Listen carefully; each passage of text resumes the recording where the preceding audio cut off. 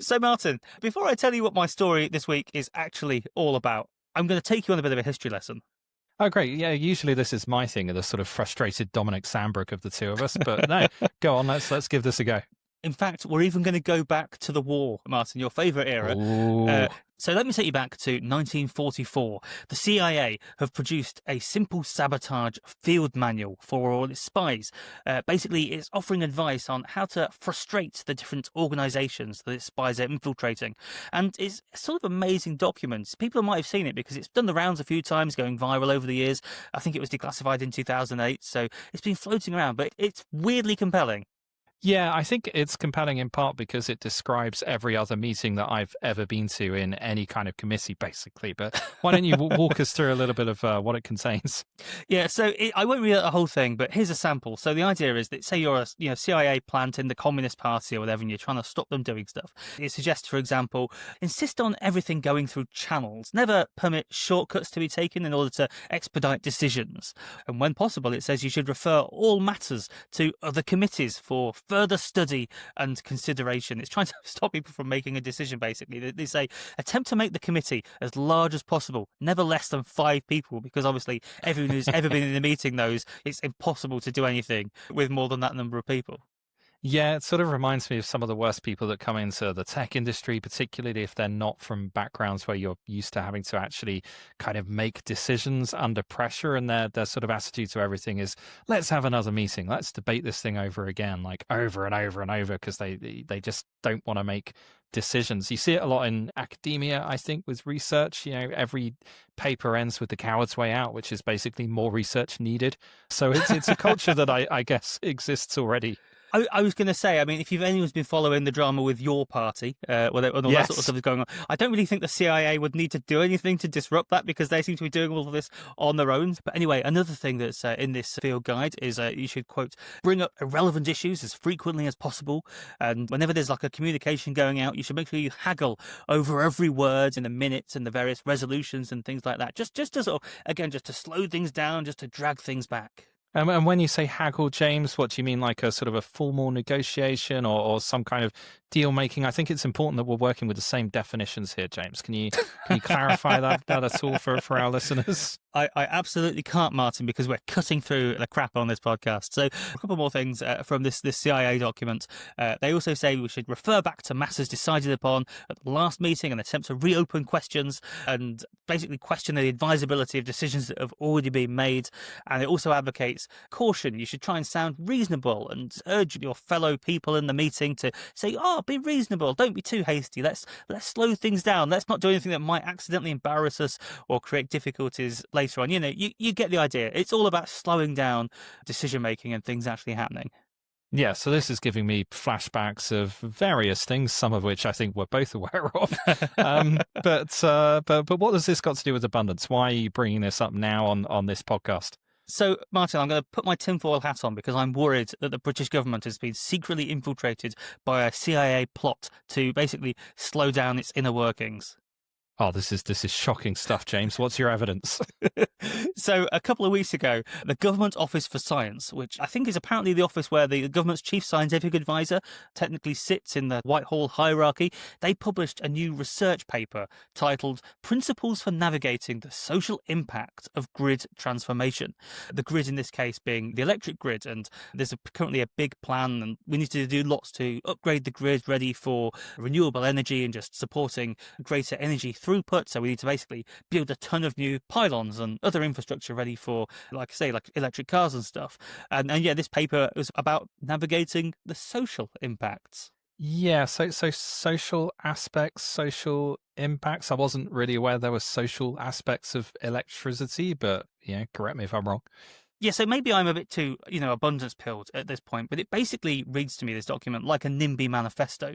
It sets out 8 principles for these so-called social aspects, and it basically reads to me as very similar to this CIA manual. So I won't go through all of the points it makes, but here's a sample for you, Martin. So one of the things this new document suggests is that when you're building out pylons or whatever, it says engagement must begin as early as possible, ideally before critical decisions are made, and they should continue throughout a project or development.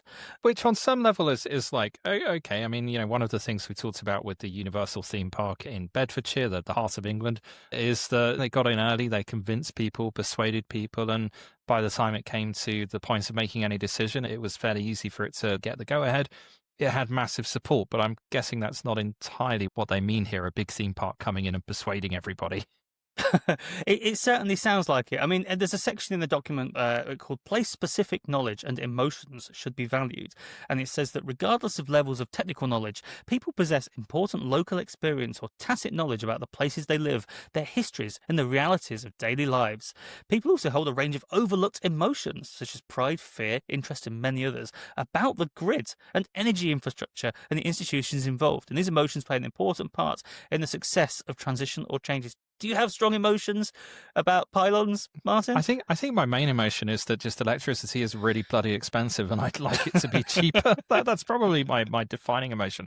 I don't think I have any like spectacularly strong emotions about the character of our village and whether it's better or worse than when we had coal lamps and little orphan boys aged 11 going around like scurrying up and down chimneys to clear out the fireplace and the ash. Like I'm struggling with this one, James, I'll admit. Yeah. Okay, and here's, I think, my favourite one for obvious reasons. It also says the language and framing of different groups matters. And it says care needs to be taken around the language used to talk about people and communities. Phrases such as obstructionist, blockers, NIMBYs, not in my backyard, can derail engagement before it has even begun. So would they prefer that I called them pricks instead? Like, we're on the euphemism treadmill now, James. It's like I've already had to restrain myself a lot to call them NIMBYs, and now you want me to go, what about my emotions? Why is the government overlooking my emotions, James? Absolutely. Just to finish this off, Martin. So again, there's another section called Fairness and Justice, and it says the changes in the grid will have a very diverse impact on different groups, and the benefits of the changes will be distributed unevenly or unequally. Sorry. The evidence suggests that without action, these impacts and benefits may reinforce pre-existing inequalities. The scale of grid transformation needed has not seen since the 1950s. So the proposed changes are also a unique opportunity to address certain inequalities. So that this is everythingism, right? This is like we're taking a simple thing like let's have more electricity, let's have more stuff, and we're torturing it into this like hand-wringing exercise about, but what happens if one person has slightly more than another, or it's slightly cheaper in one postcode than somewhere else, kind of ignoring the fact that at the moment it's ridiculously expensive anywhere, and the more that you can bring in and deal with these things, the better life is going to be for basically everybody. Absolutely. And it goes on. I'll give you one more. It says compromise will be needed. And it talks about how if pylons are put in place, then possible changes made in compromises could be, for example, change in pylon designs or configuration of community benefits. And this just made me want to scream because I remember, Martin, you on this podcast a few weeks ago talking me through the HS2 review. And they were talking about why HS2 became so bloated and expensive and unwieldy. And it was because basically, rather than sticking to something, everything was super custom designed. Every Tory MP who wanted it got their own little tunnel going through their little village rather than just the track going through, which massively inflated the costs. And this just seems to me like basically an instruction manual on how to create a bloated and unworkable project of another nightmare like HS2. Yeah, and the community fund is we talked about this in the context of the Universal theme park again a couple of weeks ago, where you have towns that are miles away from the thing that's actually being built, rocking up to the developers and saying, "Oh, that's a nice theme park project you've got there. Shame if anything were to happen to it. Maybe if you just give us a little community fund that we can spend on some nice park benches or a green space, maybe we won't object to this after all." It just sort of comes across horribly like a shakedown, and it's also like you're already getting a benefit for your community. It's the fucking electricity. Like what do you want? Come on. It's maddening, Martin, and I do want to sort of stillman this a bit. I'm sure everyone wrote this with the best of intentions, and the problem is it's like we see with a lot of planning things and a lot of the boxes you have to tick when you want to build anything in this country. Everything sort of makes sense on a zoomed in micro scale. Oh, of course you want the environmental review in the case of planning, or in this case, oh yeah, of course we should be consulting people and trying to bring everyone along with us, etc., etc., etc., and doing all of this nice cuddly stuff. But like added together, this does create bad outcomes. It just slows things down and makes things impossible to build. This is my frustration, and all of this stuff seems to start from the premise that building anything or doing any kind of progress is a bad thing that's going to impact people negatively, and not start from the position that it is really important that we build stuff, because otherwise everybody is going to be poor and the cost of living is going to be absolutely enormous, and that should be the first priority for everyone. Like, I don't have a problem with community funds or, giving cash back to communities that are going to be particularly impacted by HS2 or other infrastructure projects. Fine. But the starting point for this should be that we want these things to happen, and that those things happening are a massive benefit to those communities in the first place. But what's actually like the purpose of this document? Because this isn't government policy, right? It's some weird thing that's been commissioned somewhere.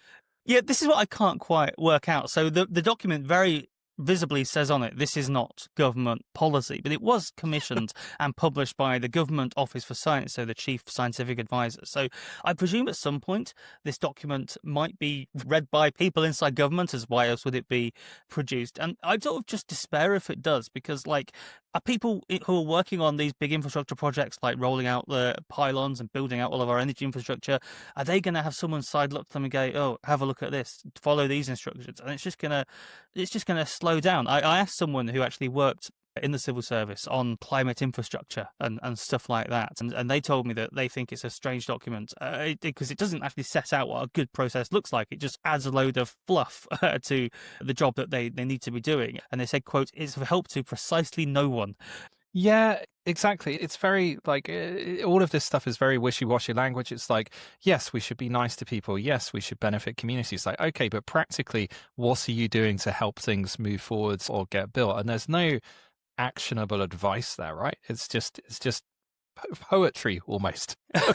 Something like, it's basically concern trolling. It's just someone putting their hands up in the meeting, wanting to say something, wanting to sort of derail things by going, "Oh, but have you thought about," and just throwing things in a completely different direction. And my big worry with this document, and the reason I've got quite mad about it on a podcast this week, is because I just worry that it reflects a sort of broader cultural problem in the government. And it's part of the reason that we're trapped in the malaise that we started this podcast to try and talk about, try to figure out how we can drag Britain out of it. Because, I am 100% certain that the authors of this report, because they're all science type people, they're going to think climate change is a big problem. I think climate change is a big problem. I think everyone sensible thinks climate change is a big problem.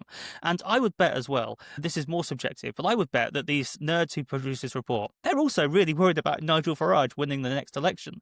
But if we see these problems as urgent, as something we need to do something to stop Farage. We need to deliver stuff faster. The government has, 4 years to make things happen, to try and create economic growth, to try and make people feel richer and better off, so we don't just fall into a sort of Faragist, quasi-authoritarian reform horrorland. Or, if climate change is a really existential problem, we need to build the infrastructure so we can decarbonize. Yet instead of taking this seriously as an emergency where we need to try and get stuff built as soon as possible, people are writing reports like this and they're just coming back and saying, "Oh no, maybe we should just slow down, think about it again. Let's go and do another round of consultations. Let's go and just check with everyone. Let's try and make sure everyone's completely happy and not put anyone's nose out of joint." And if we do this, we're never going to get this critical infrastructure we need, and the economy is going to remain completely flatlining, and it's just insane. Yeah, it's fundamentally unserious people. And at some point, it's like, well, what are you doing to help any of this other than sitting around writing vague reports about stuff? But if listeners are incensed by this and they want to find a productive way that they can help, one thing you could do is to like and subscribe to this podcast and encourage us to put out even more episodes where James goes off on one about stuff that he's read on the internet recently.